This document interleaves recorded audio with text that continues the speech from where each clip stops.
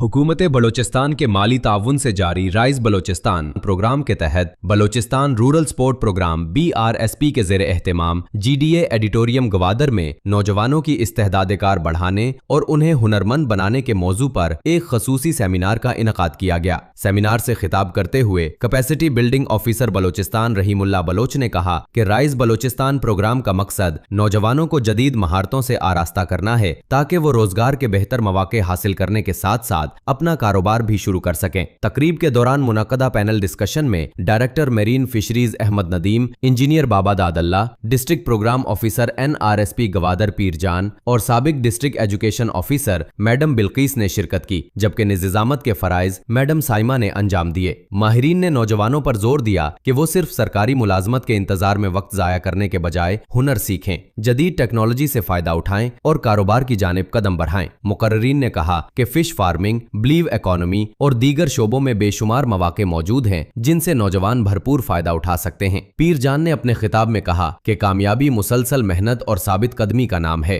उन्होंने नौजवानों को मुखातिब करते हुए कहा कि एक या दो नाकामियों से मायूस होने के बजाय अपनी जद्दोजहद जारी रखनी चाहिए। उन्होंने मिसाल देते हुए कहा कि अगर थॉमस एडिसन नाकामियों से हार मान लेते तो शायद दुनिया आज भी बल्ब की रोशनी से महरूम होती। तकरीब के मेहमान खसूसी MPA ग्वादर मौलाना हिदायतुर रहमान बलोच ने नौजवानों को हौसला देते हुए कहा कि जिंदगी में कामयाबी सिर्फ उन्हीं लोगों का मुकद्दर बनती है जो मुश्किलात के बावजूद हिम्मत नहीं हारते। उन्होंने अपनी सियासी जद्दोजहद का हवाला देते हुए कहा कि इब्तदाई नाकामियों के बावजूद साबित कदम रहे और आज अवाम की खिदमत का मौका मिला है। सेमिनार के इख्तिताम पर राइज बलोचिस्तान आर्ट मुकाबले के फातहीन और रनर अप में मुअज़्ज़िज़ मेहमानों ने अवार्ड्स तकसीम किए, जबकि शुरका ने नौजवानों के लिए ऐसे तामीरी और रहनुमाई फराहम करने वाले प्रोग्रामों के इनकाद को खुश आइंद करार दिया।